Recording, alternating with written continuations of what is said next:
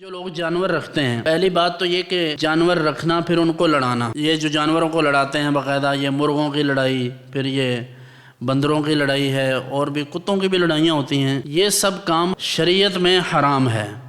اب یہ حرام کام ہے، اس کا تماشا دیکھنا بھی حرام ہے۔ ہمارے ہاں لوگ اس کو دنیاوی اعتبار سے دیکھتے ہیں، دین کے حوالے سے دیکھتے ہی نہیں، سمجھتے ہیں کوئی بات نہیں، انجوائے کریں بس۔